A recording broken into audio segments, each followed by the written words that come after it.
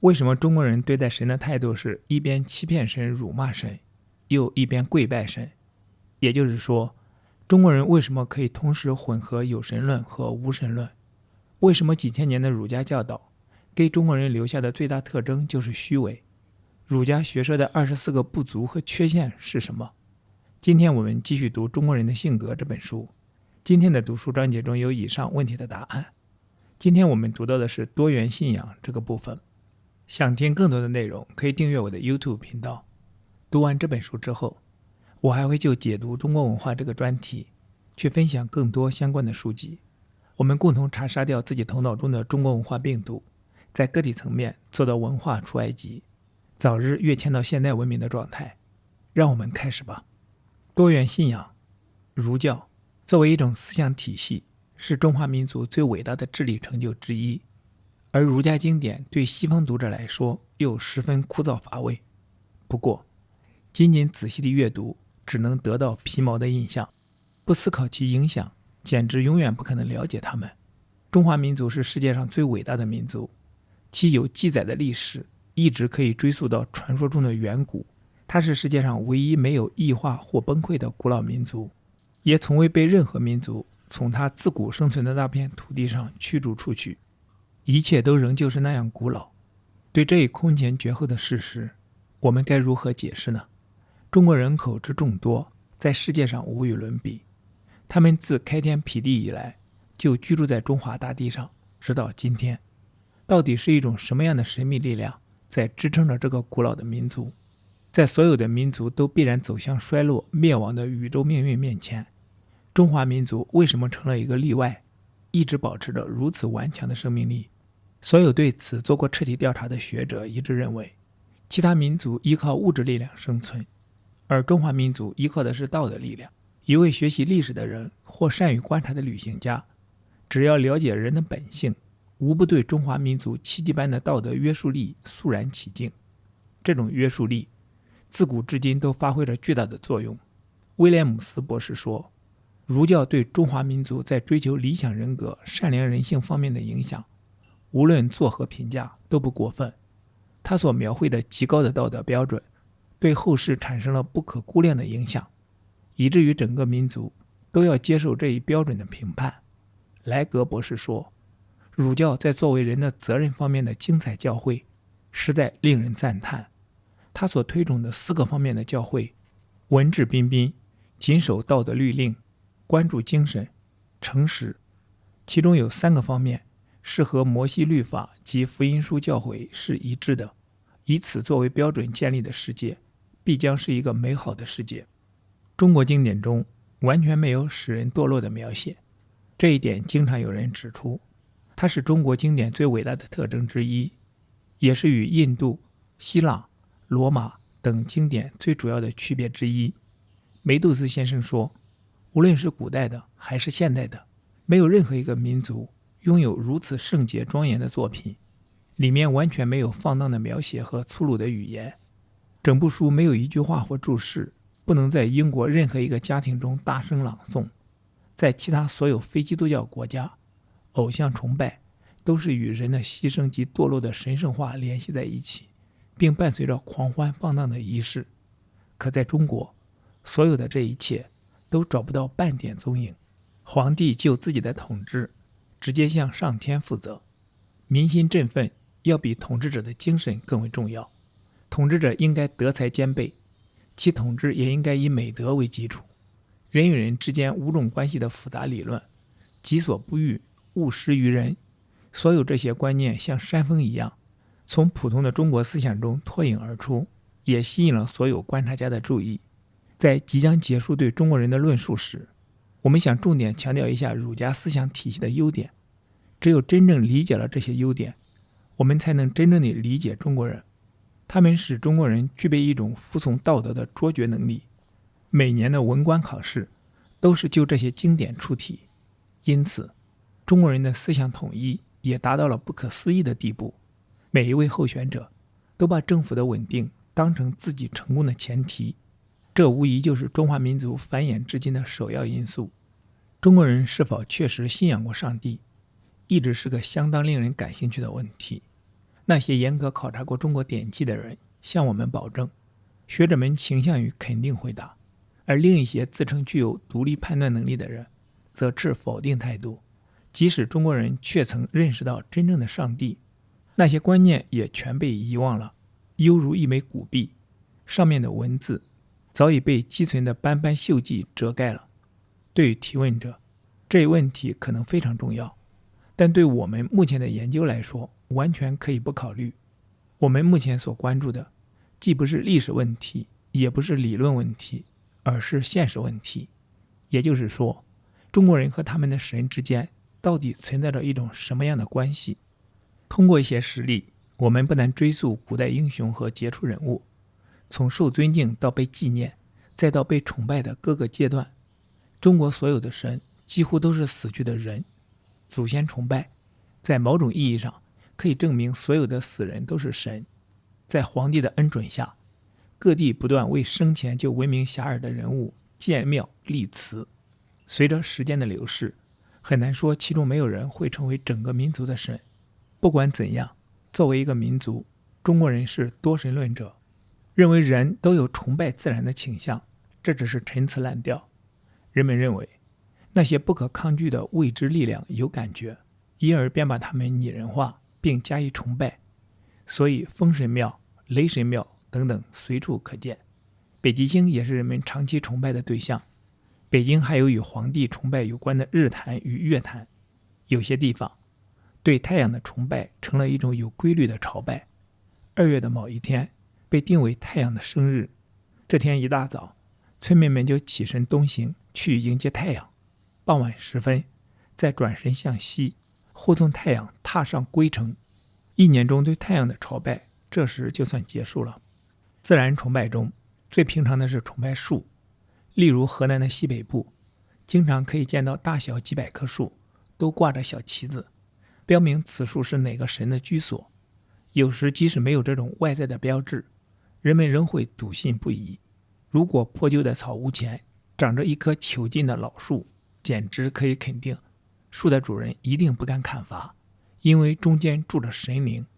皇帝经常被认为是唯一有权祭天的人，祭祀大典独特而有趣，由皇帝一人独自在大坛上举行。但对于全体中国人来说，他们自己不祭拜大地也是一个新闻。每家朝南的正墙上都设有一个小小的神龛，有些地方称为天地龛。大多数中国人证实，除了祖先崇拜之外，他们举行的祭祀活动只在初一或15举行，向大地祭拜或上供。有时是在新年伊始，祭祀时没有祷告，过一会儿贡品就被撤下，或像其他祭祀一样全部吃掉。这时人们祭祀的是什么呢？有时他们说是天和地，有时又说是天，也称为老天爷。后一种称呼经常使人们认为中国人确实感觉到了一种人格神。可是当你知道这个假想的存在物经常与另一个被称为土地婆的神像匹配时，这个推断就带来了严重的问题。有些地方有19祭祀老天爷的风俗，因为这一天是他的生日，向给老天爷定生日的人追问老天爷的父亲是谁，他的生辰八字是多少，完全是多余的，因为他们对此也一无所知，很难使一个普通的中国人理解这些问题的实际意义。他只是接受传统，做梦也不想提这些乱七八糟的问题。他们很少遇到一个中国人除了知道老天爷掌管天气和收成之外，还能知道他的身世与品质。老天爷这个在中国广泛流传，似乎表明他具有人格，但是就我们所知，人们既没有为他建庙，也没有为他塑像，对他的祭祀和对天与地的祭祀也没有什么不同，似乎都是未经解释而保留下来的。中国典籍中经常用天这个词来表示人的观念和意志，但有时这两方面的含义都没有。当我们看天及道的注释时，感到其意义已经模糊到了极点。这个词在古代富有其意，在日常生活中也一直非常含混。一个一向祭天的人被强烈要求回答天是何意时，他经常回答说，就是头上的那片蓝蓝的天空。这表明他的崇拜是与崇拜自然力量相一致的，只不过有的崇拜个体，有的崇拜群体而已。他们所信仰的，用爱默生的话说，是潇潇细雨，萋萋芳草。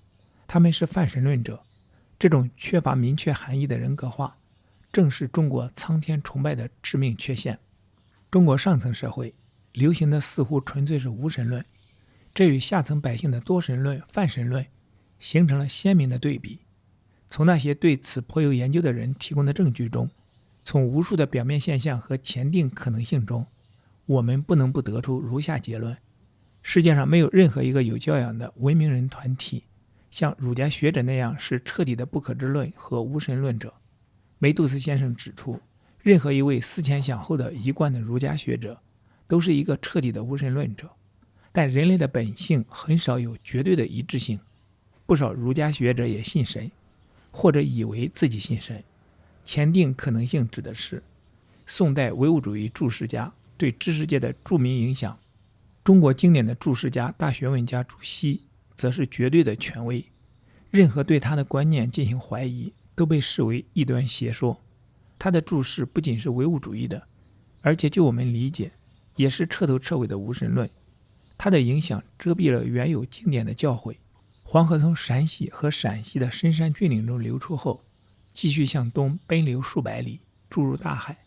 多少年来，他曾数次改道，跨越6、7个纬度，从扬子江口流至渤海口，但他流经哪里，哪里哀鸿遍野，留下一片不毛的沙丘。宋代的注释家带来的唯物主义洪流，冲击了中国思想的大河，情形与黄河别无二致。它泛滥了长达700年之久，留下的只是一片无神论的荒漠，再也不能为这个民族的灵魂提供任何有益的食粮了。道教退化成降妖捉怪的妖术，他曾从佛教中汲取大量的营养，以弥补自己的先天不足。佛教的引入是用以满足儒教无法满足的人的先天需求。他们的教育方式彼此影响，都产生了很大的变动。任何一个提供行善途径的机构都会得到人们的赞助。假如他手头上碰巧有点积蓄，或者认为赞助与某些行为一样高尚的话，任何在某一方面似乎对人有利的神灵都会受到人们的垂青。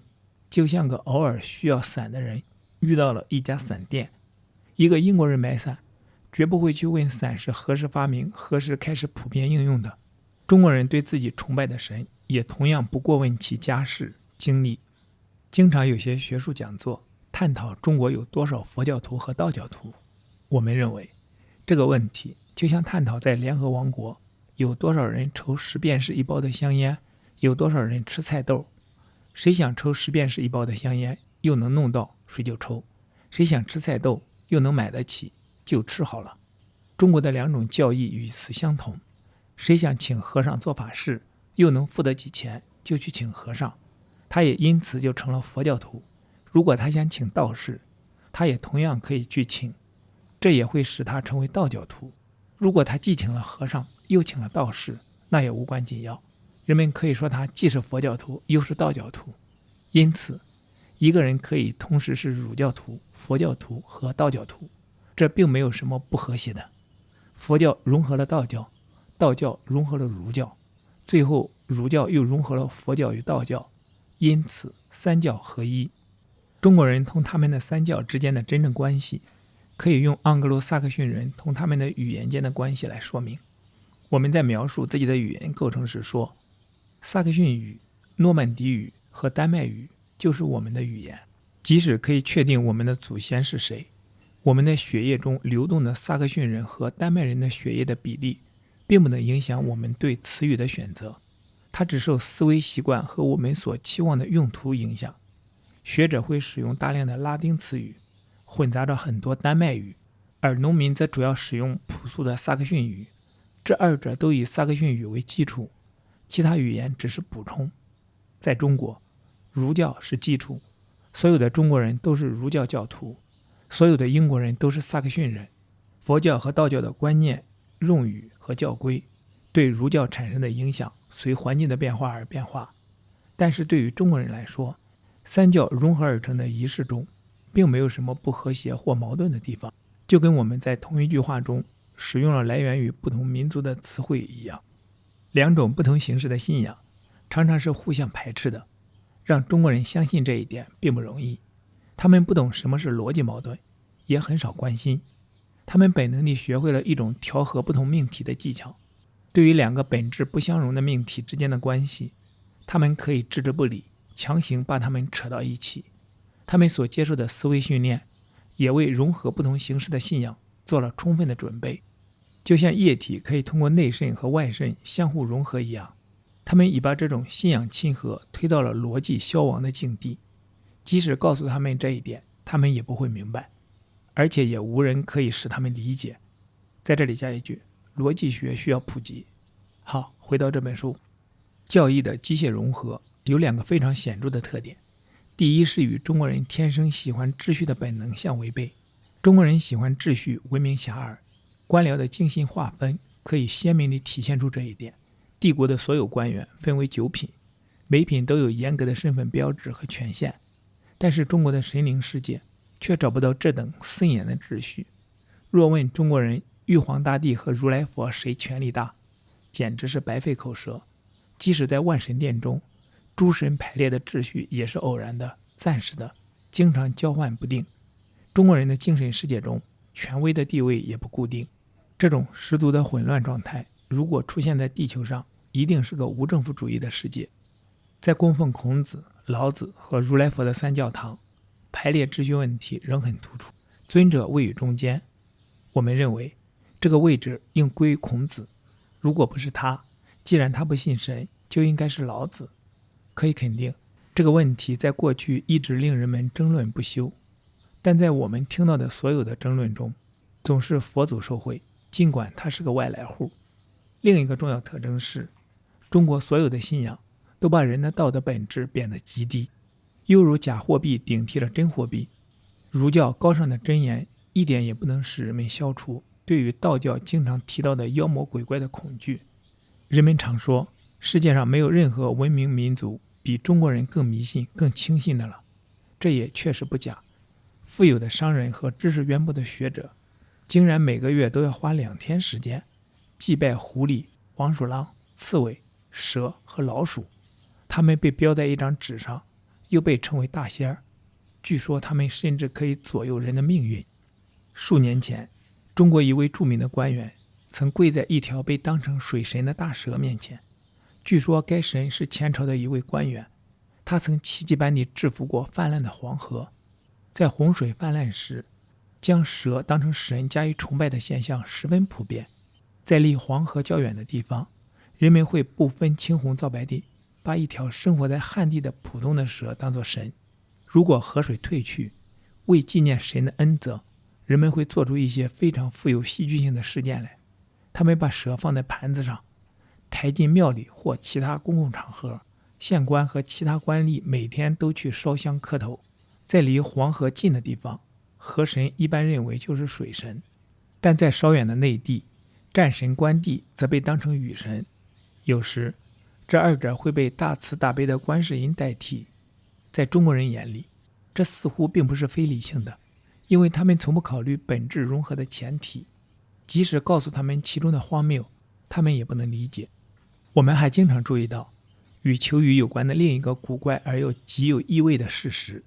在中国名著《西游记》中，有一个主要角色是一只从石头里诞生的猴子，后来渐渐演化成了人。很多地方将这个想象之物当成雨神来崇拜，以便排除河神和战神。中国人从来就分不清真实与虚构，还有什么例子能比这个更有说服力？在西方人的观念中，原因与结果相互关联，但是中国人向一只并不存在的猴子求雨，他们的因果观念是怎样的呢？我们无论如何也捉摸不透。在这里加一句，最近这段时间，政治幻想类的听传谣言几乎成了中文油管节目的主流。我猜想原因可能有2个。第一，源于中国人的一个思维无意识，常常把幻想、希望当成现实来对待。第二，满足于情绪的刺激和情绪的宣泄，所谓提供情绪价值。但这样的幻想和情绪宣泄会排斥理性和现实的世界，让人活在一个如梦的虚境里，从而丧失推动现实改变的行动力。好，继续回到这本书。中国人对神有各种各样的描述，他们是如何对待这些神的呢？这个问题有2个答案：崇拜与忽视。中国人每年在香烛纸钱上要花多少钱，经常有人做出估计。这种估计当然是先把某个地区当成一个样本，计算出确切的数字，再以此推算帝国的其他地区。没有什么比这种所谓的统计更不精确的了。就像有人统计一大片蚊子，数累了，接着就开始估计。把中华帝国当成一个整体下结论，很容易犯错误。中国人到庙里拜神就是个突出的例子。从广州登陆的旅行者看到庙里香客如云，烟雾缭绕，会认为中国人是世界上最盲目崇拜的民族之一。假如让他先别急着下结论，等他游览了帝国的另一端再说，他会发现大量的庙宇早已荒退无人，大部分时间，包括初一、15，也没有人进香，甚至在上香最盛行的时间，春节，也可能没人进去。他会发现成千上万被人们遗忘的古庙，尽管偶尔有些做些修复，但已经没有人知道他们修于何时，为何而修了。他会发现一块方圆数百里、人口稠密的地方，找不到一个教士、道士或者和尚。在有些地方的庙里，他一般看不到妇女，孩子从小到大，没有人教导他们皈依神的必要性。在帝国的其他地方，情况则截然不同。表面的崇拜仪式渗透到人们日常生活的点点滴滴之中。中国的宗教势力可以和造成夏威夷群岛的火山相比。在夏威夷最北部和最西部的岛屿上，很久以前火山就死亡了。昔日残破不堪的火山口现在已经长满了茂盛的草木，但在东南部的岛屿上，大火仍然在熊熊燃烧，不时地从岛中传来剧烈的地震。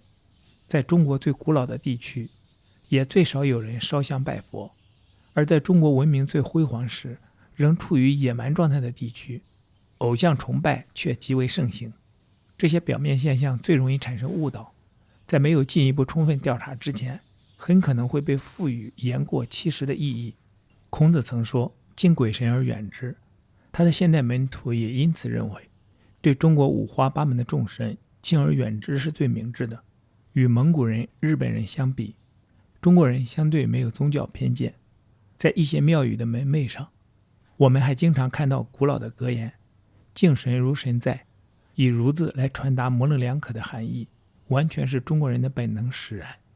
下面这一流行的说法表现得更具体：敬神如神来，可来可不来；敬神如神在，不敬神不怪。比敬而远之更进一步的是仪式崇拜，它有一定的程序和方法，这样做的目的无非想获得外在的利益。如果说中国人似乎与神圣感毫不相干，也仅仅是一种礼貌的表述。我们已经认识到，中国人所有的信仰，要么是常规的仪式，要么是交易，也就是供给神多少，就得到神的多少恩赐。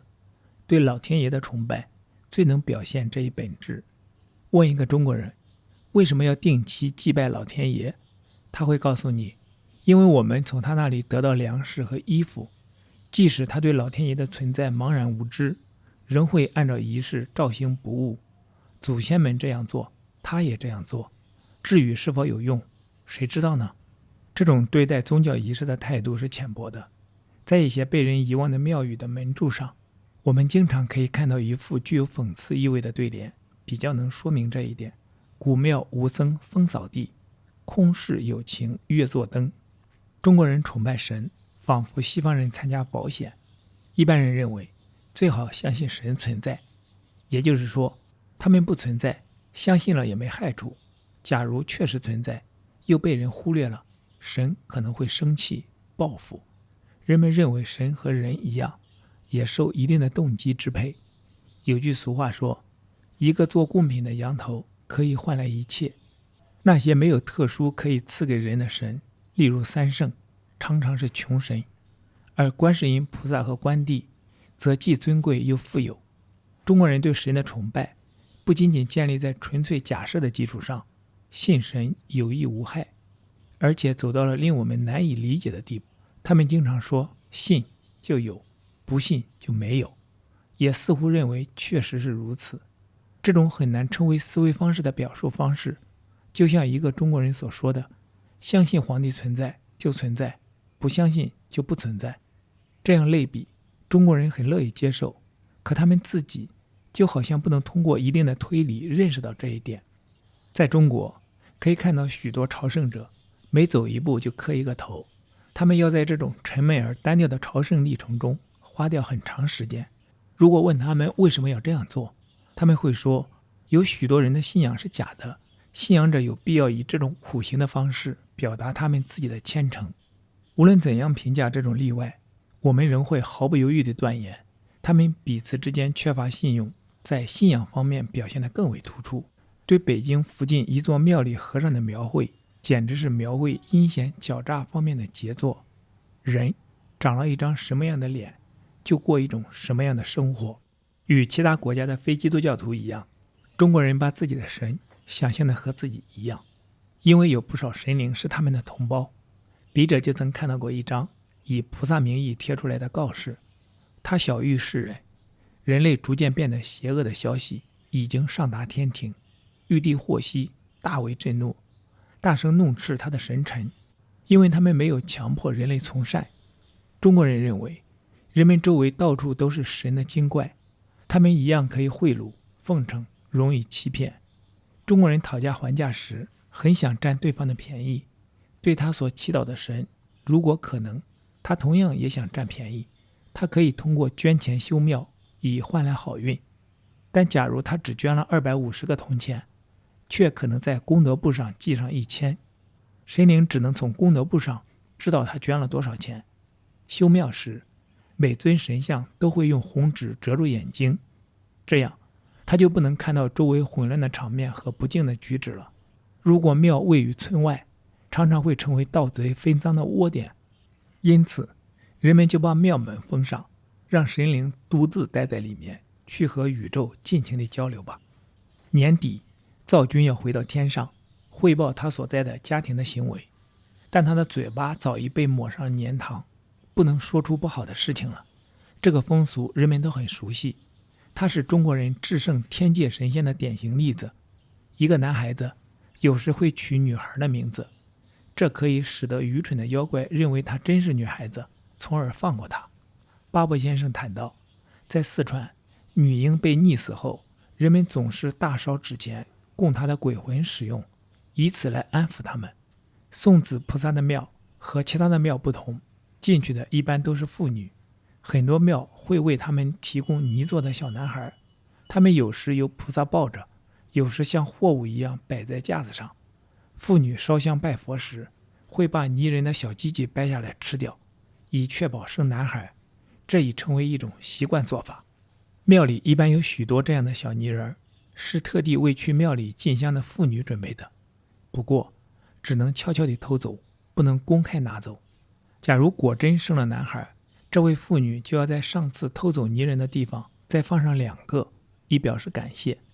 中国的水手认为，中国海上可怕的风暴是恶毒的妖怪制造的，他们躺在水底，静静地等待着，一旦有船的动静，马上兴风作浪。风暴十分猛烈时，据说水手会做一个和他们的船一模一样的纸船，等到最危急的关头放入海中，这样就可以欺骗狂怒的水怪，使真船得以脱身。霍乱之类的瘟疫在中国发生时，中国人常在6、7月份庆祝新年，帝国的大部分地区都盛行这一风俗。人们认为这样做可以欺骗瘟神，瘟神会很惊讶地发现，原来他自己算错了年历，然后就离开了。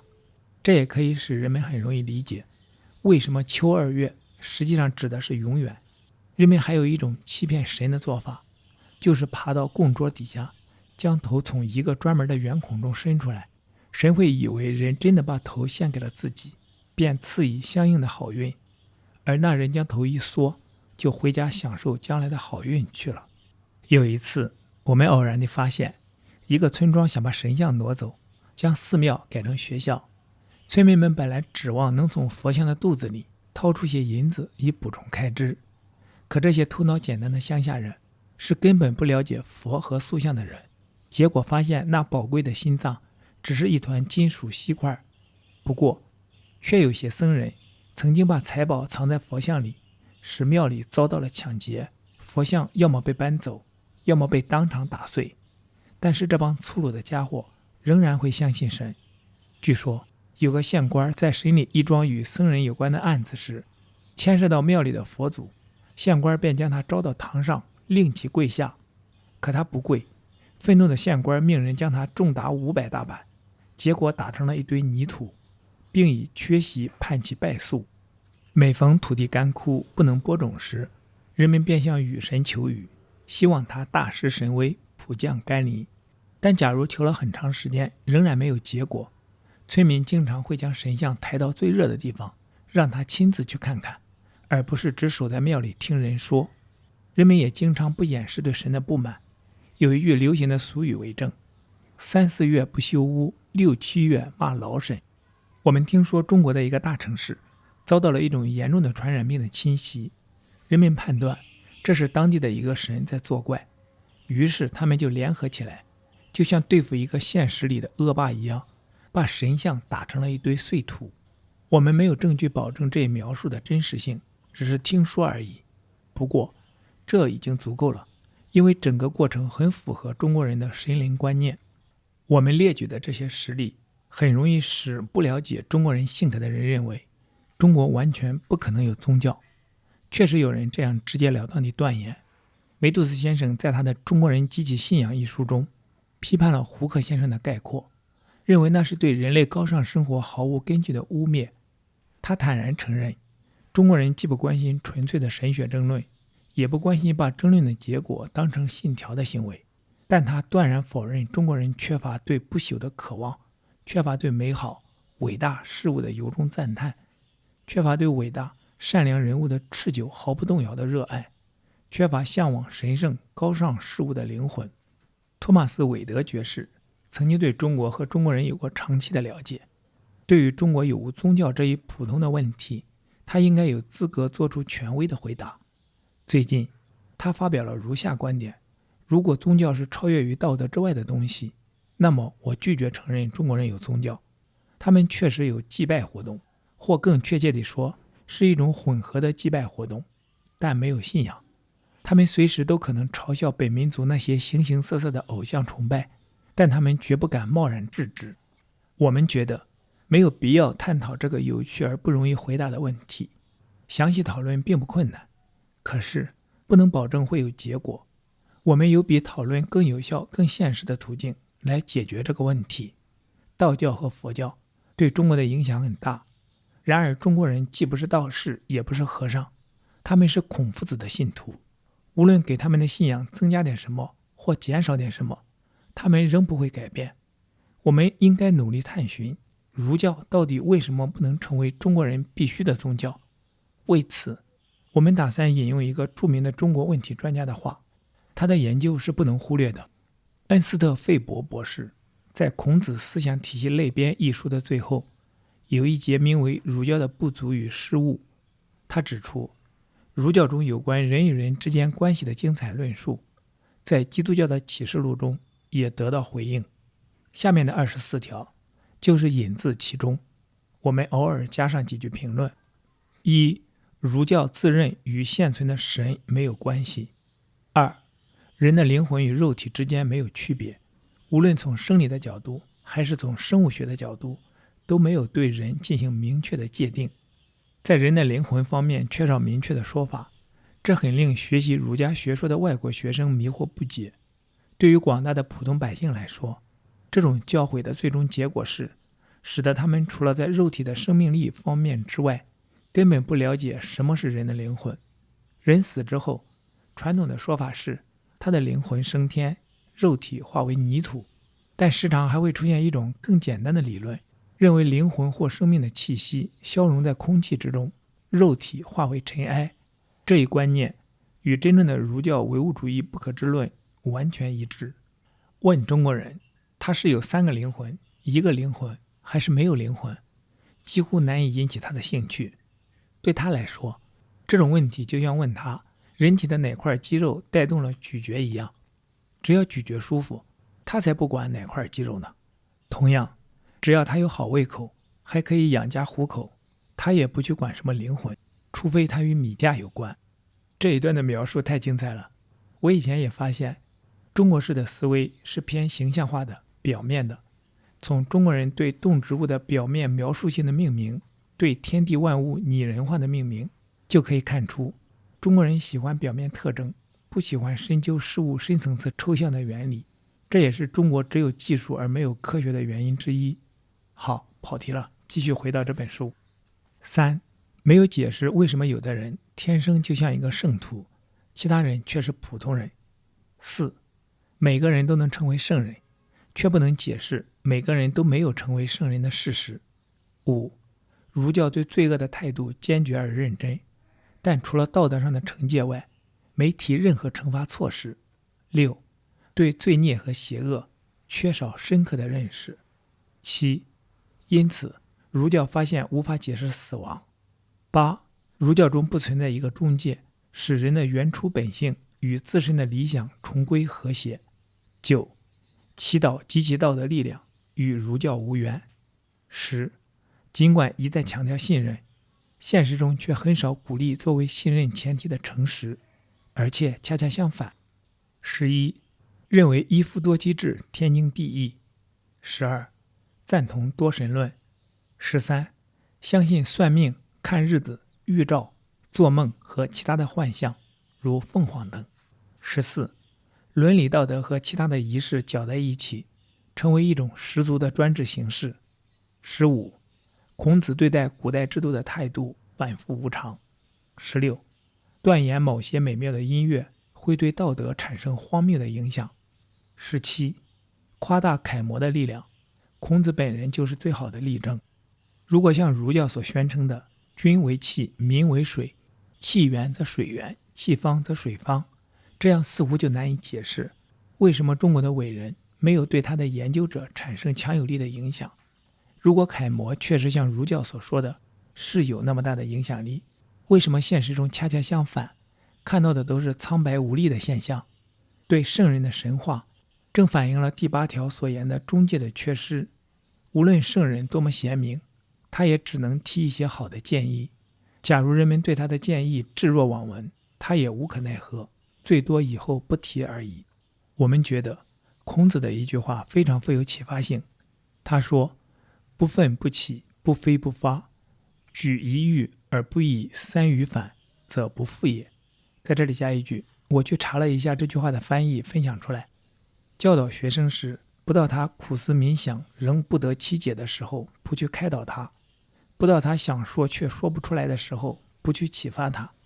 给他指出一个方面，如果他不能由此推知其他3个方面，就不再重复告诉他了。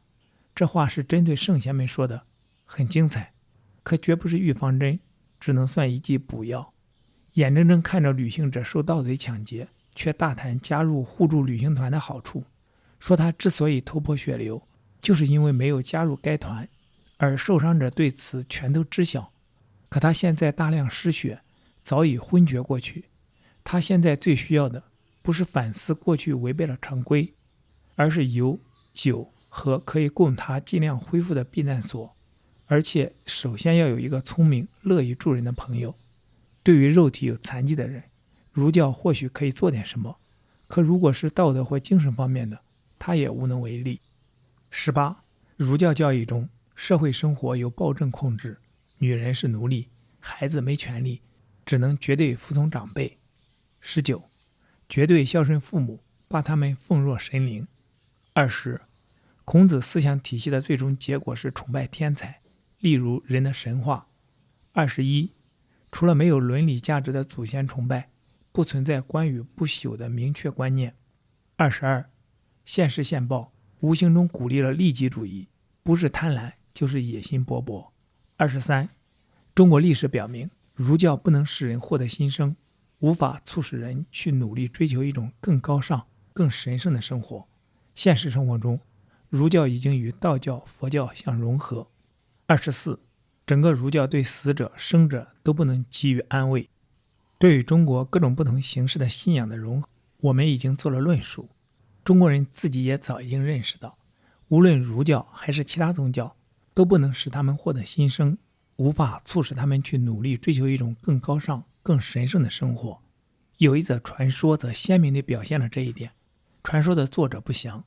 据说有一天，孔子、老子、如来佛三位圣人在永恒的神界相遇了，一致哀叹世风日下，人心不古。他们的教义在天朝上邦无人听取。